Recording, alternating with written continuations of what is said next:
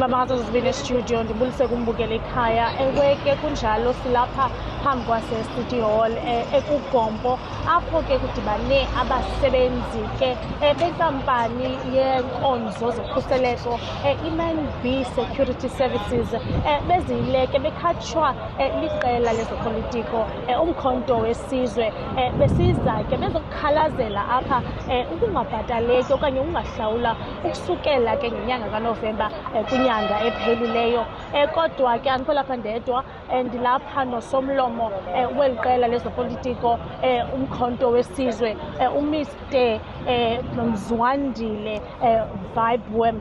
Mr Vibewem, sabulela ngexesha lakho tata. Bulela msasazi. Yes. Ndicela usixelele into yobana ngokophando lwenu ingaba kutheni abasebenzi bengabhatelekanga ixesha lonke elingaka and yaye kutheni into yokubana nide naqonda nifikelele kwesi sigqibo ubana nibe nayo le match namhlanje. Khasixelele tata. Mandibulele ngethuba odinikala namsasazi. Abasebenzi abalapha ngabasebenzi baka-ManB Security abagadayo amaziko aseBuffalo City xa besivile apha koma-24 ndingacaphula ke ezimbalwa i-swimming pools amangcwaba napha estopini. Abasebenzi beza kuthi eofisini yomkhonto wesizwe party bekhalazele ukungamkeli imali yabo iinyanga ezintathu sezine ngoku ukusuka ngoNovemba 2025 bengabhatalwa ngumqashi wabo nguManB. uManB esithi kubo xa besichazela ababhatalwa ukuthi uManB imali andiyibhatala iBuffalo City, yiyo le nto ibangela uba ndinganibhatali. Imali iyashota, bamkela oma-R100 abantu abaneefemeli, abanabantwana, abantu abarentayo. Sasuka ngoko seza apha sacela indlela emapoliseni seza kwamasipala ukuthi yintoni ebangela bangambhatala uManB imali yakhe khona ukuze abhatala abasebenzi.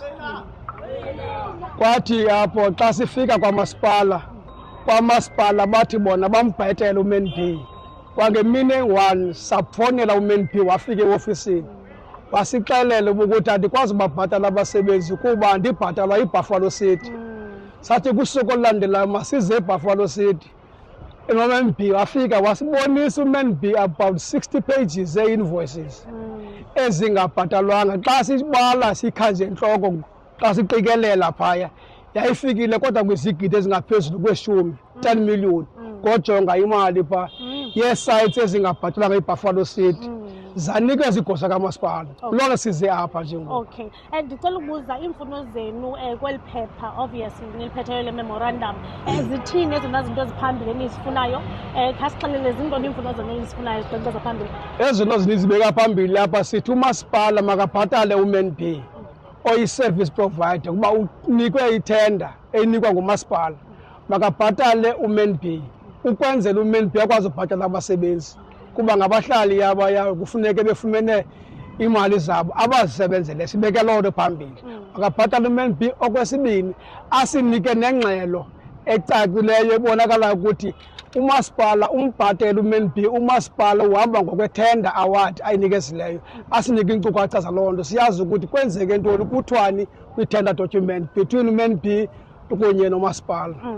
Ndicela ubuza kokugqibela, ndiyabona into yobana akhona amagosa amane ephuma apha kwi-ofisi kameya yaye niphinde niwajikise. Yintoni into ebangela uba niwajikise bezothatha imemorandum? Into ebanga siwajikise kuba ngamagosa langawenzi umsebenzi wawo. Izihlandlo zininzi zixoxa intlanganiso.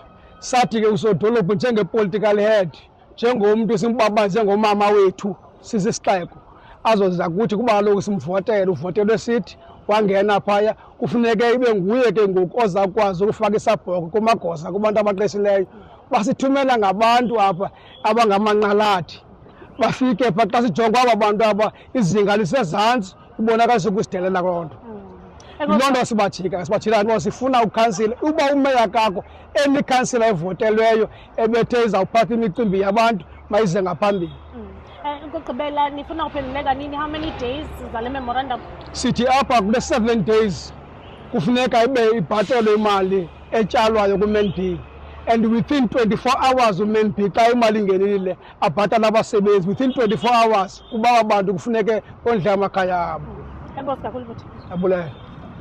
nguye ke lowo uMr Mzwandile Vibe Warm usomlomo ke wemkhonto wesizwe apha kuKugombo esitsho ke into yobana abakholisekanga into yokubana uPrincess Faku okanye i-BCM ithumele amagosa aphantsi ekwatsho ke nento yokubana bafuna into yokubana within 7 days kube kanti ke abasebenzi babhatelekile.